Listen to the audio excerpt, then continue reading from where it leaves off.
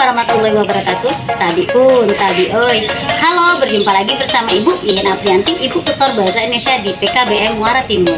Untuk memulai pelajaran hari ini, jangan lupa kita berdoa agar apa yang kita pelajari hari ini dapat bermanfaat.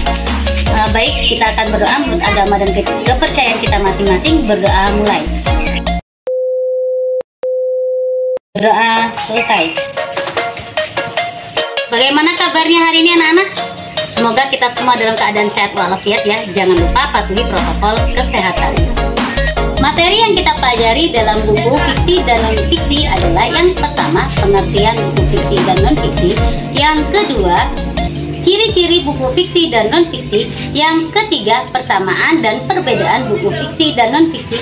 Yang keempat, unsur-unsur buku fiksi dan non-fiksi. Baik, Ibu akan menjelaskan tentang pengertian buku fiksi. Pengertian buku fiksi merupakan buku yang menyajikan kejadian atau peristiwa tentang kehidupan berdasarkan hasil rekayasa imajinasi pengarang. Sedangkan pengertian buku non-fiksi adalah menjelaskan kejadian yang sebenarnya terjadi dan hasil berupa pendapat atau opini penelitian seorang penulis. Selanjutnya Ibu akan menjelaskan ciri-ciri buku fiksi. Yang pertama, buku fiksi ditulis dengan menggunakan bahasa rekaan. Yang kedua, banyak menggunakan kata yang bersifat konotatif. Bentuk ceritanya seperti cerpen atau novel yang di dalamnya mencakup tema, alur, tokoh, dan penokohan, sudut pandang, latar, amanat, dan gaya bahasa. Sedangkan ciri-ciri buku non-fiksi, yang pertama menggunakan bahasa yang formal, kedua sifat yang digunakan denotatif, yang ketiga berdasarkan fakta, yang keempat tulisan berbentuk tulisan ilmiah populer. Persamaan unsur buku fiksi dan non-fiksi adalah terletak pada bagian cover buku, subbab, dan juga judul subbab.